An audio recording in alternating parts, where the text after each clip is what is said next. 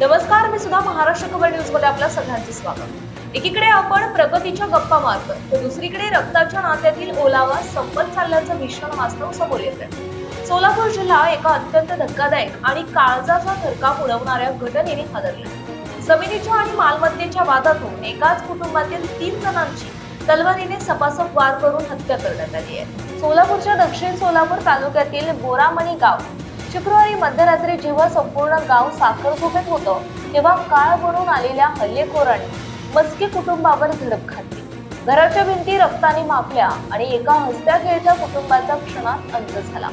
मालमत्तेच्या वादातून जन्मदात्या आईसह तिच्या 2 तरुण मुलांची तलवारीने सपासप वार करून निर्घृण हत्या करण्यात आली। या हृदयद्रावक घटनेत गायत्री सुधाकर मस्के यांची 18 वर्षांची मुलगी प्रिया आणि मुलगा शिवराय या तिघांना जागीच मृत्यू झाला।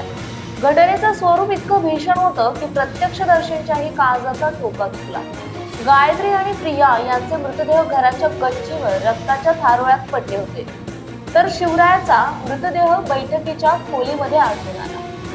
शनिवारी सकाळी जेव्हा ही घटना उघडकीस आली तेव्हा संपूर्ण परिसर भीतीचं वातावरण आणि संतापाचं वातावरण पसरलं। घटनेची माहिती मिळताच सोलापूर तालुका पोलिसांनी घटनास्थळी धाव घेतली।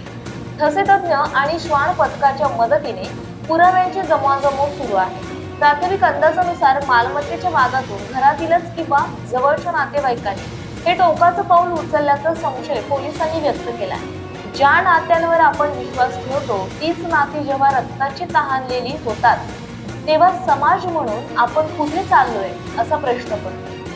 या प्रकरणातील आरोपी अजूनही मोकाट असून पोलीस त्यांचा शोध घेत आहेत। या गुन्हेगारांना कठोर शिक्षा व्हावी अशी मागणी बोरामणी ग्रामस्थांकडून केली जाते।